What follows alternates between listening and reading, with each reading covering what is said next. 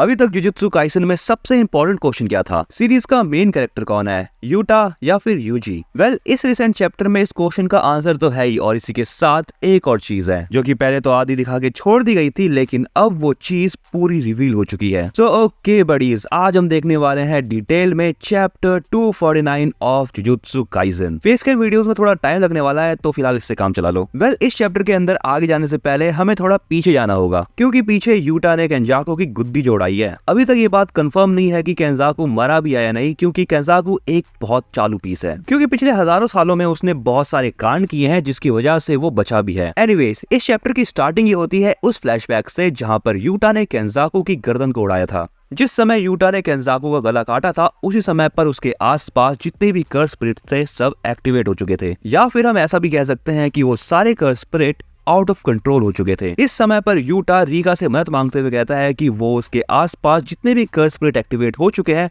उन सभी को संभाल ले, क्योंकि ये काम यूटा नहीं कर सकता था। वो इसीलिए क्योंकि उस समय पर केंजाकू जिंदा था, और ऑब्वियस सी बात है केंजाकू जिंदा था अपनी ब्रेन की बदौलत। एंड अजीब बात तो ये है कि वो अपने कटे हुए सर को लेकर हवा में उड़ रहा था। अब देखो, ऐसा हो सकता है कि केंजाकू को ये बात पता चल चुकी थी कि वो यूटा के सामने ना टिक पाए, इसलिए वो कोगने को एक रूल भी ऐड करने के लिए कहता है। एंड अगर तुम यहाँ पर कोगने के बारे में भूल चुके हो तो मैं तुम्हें यहाँ पर ये बता देता हूँ, कोगने कलिंग गेम का ही एक शिकिगामी है जो कि रूल्स को ऐड करता है। केंजाकू कोगने से ये रूल ऐड करवाता है कि मेगुमी को टेंगन और ह्यूमन के बीच में मर्जर ऐड करने की ऑथोरिटी मिल जाए। अब तुम्हें यहाँ पर मर्जिंग की बात थोड़ी समझ ना आई हो तो मैं इसको थोड़ा डिटेल में बता देता हूँ। टेंगन का काम है टाइम टू टाइम वेसल्स को चेंज करते रहना, जिसके लिए टेंगन को चाहिए होता है एक कंपैटिबल स्टार प्लाज्मा वेसल। लेकिन यहाँ पर केंजाकू का प्लान ये है कि जापान में रहने वाले जितने भी लोग हैं उनका फ्यूजन टेंगन के साथ हो जाए, और इसी बात की ऑथोरिटी उसने कोगने से रूल ऐड करवा कर मेगुमी को दी है। और तुम यहाँ पर अब सोच रहे होगे, यार यूरोसेजी ये क्या बोल रहा है, मेगुमी के ऊपर तो सुकुना ने कंट्रोल ले लिया है ना। वेल देखे तो हाँ, तुम सही कह रहे हो।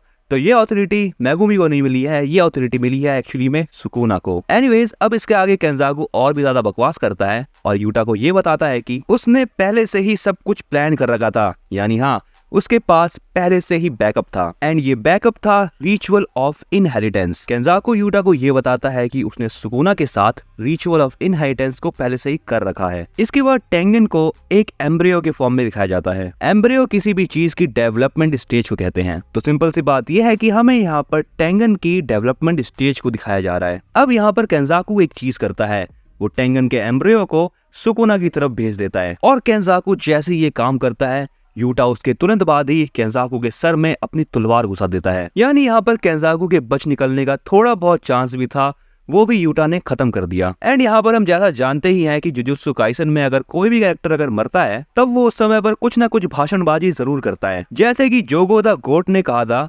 Stand proud Sukuna, you are strong. Kenjaku भी यहाँ पर ये कहता है कि उसे खुशी हुई ताकाबा के साथ रहने पर, क्योंकि ताकाबा ही वो लास्ट पर्सन था जिसके साथ केंजाकू मजे करके गया। एंड अब यहाँ पर ये चीज सुनने में थोड़ी गलत सी लग रही है, लेकिन समझा करो, जैसे कि ताकाबा ने केंजाकू को हंसाया और उसको एक अलग ही एक्सपीरियंस दिया। केंजाकू ये भी कहता है कि वो ताकाबा के साथ जिंदगी के और भी ज्यादा मजे लेना चाहता था। अब देखो बडीज, यहाँ पर मुझे ये बात समझ नहीं आ रही, ये बंदा इतने हजार सालों तक जीने के बाद भी और ज्यादा जीना चाहता था, आगे इस बंदे को जीने में इतना मजा आ कैसे रहा है। एनीवेज, अब यहाँ पर केंजाकू जाते जाते एक लास्ट लाइन बोलता है, और वो लाइन है, now it's your turn. And अगर तुमने गेगे आगुटामी के दोस्त का एनीमे यानी होरिकोशी का MHA यानी माय हीरो अकेडमिया देखा होगा, तो उसमें ऑल माइट ने डेको को भी सेम यही लाइन कही थी। वैसे ये चीज मुझे बड़ी अच्छी लगी, तो मैंने सोचा कि ये डिटेल मैं तुम्हें बता दूं। केंजाकू के इस लाइन के बाद सीन होता है प्रेजेंट का। यहाँ पर यूटा के सामने सुकुना है, और यूटा ये चीज नोटिस कर लेता है कि सुकुना की RCT नॉर्मल हो चुकी है, जिसका मतलब ये हुआ कि सुकुना बड़े आराम से RCT यानी रिवर्स कस टेक्निक का यूज कर सकता है। इसीलिए अब यहाँ पर यूटा की हालत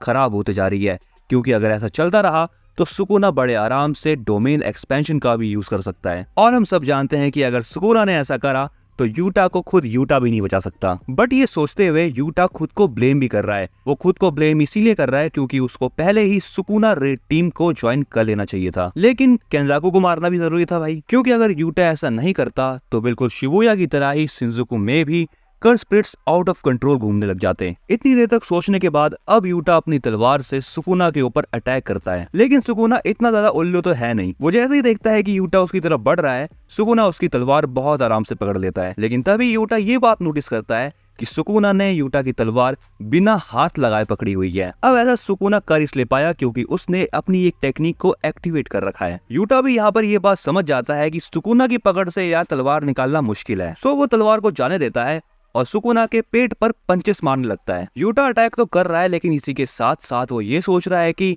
ये सारी की सारी भसड़ उसने मचाई है। साथ ही साथ यूटा की मदद रीगा भी कर रही है फाइट में, यानी ये दोनों मिलकर यहाँ पर सुकुना के ऊपर डुअल अटैक कर रहे हैं। यूटा ये भी सोचता है कि अगर वो केंजाकू से अकेले लड़ने नहीं जाता तो ये सब कुछ नहीं होता। एनीवेज, अब इसके बाद यूटा एक बहुत कमाल की चीज करता है जो यूटा पहले तो करना चाहता था लेकिन वो कर नहीं पाया था। यूटा अपना डोमेन एक्सपेंशन कर देता है जिसका नाम है ट्रू एंड म्यूचुअल लव, और अगर मैं तुम्हें इसका हिंदी अनुवाद बताऊं तो ये है डोमेन विस्तार, सच्चा और आपसी प्यार। मतलब यहाँ पर यूटा ने वो करके दिखा दिया जिसके लिए वो शुरू से ही फेमस था, यानी लव। एनीवेज, सुकुना भी इसके काउंटर में हॉलो बिस्किट बास्केट का यूज करता है, बट यूटा सुकुना को एक्चुअली में हिट कर देता है उरो की थिन आइस ब्रेकर वाली टेक्निक से, जो कि उसने कॉपी करी थी। अब यहाँ यूटा खुद को ये अश्योरेंस देता है कि अपने डोमेन के अंदर वो सुकुना को मार के रहेगा। सुकुना का फेस भी अब यहाँ पे इंजर्ड है, लेकिन वो सारा का सारा प्लान समझ चुका है। अब यहाँ पर मेगुमी की मेमोरीज की वजह से ही सुकुना यूटा को जानता है। सुकुना यूटा को बोलता है,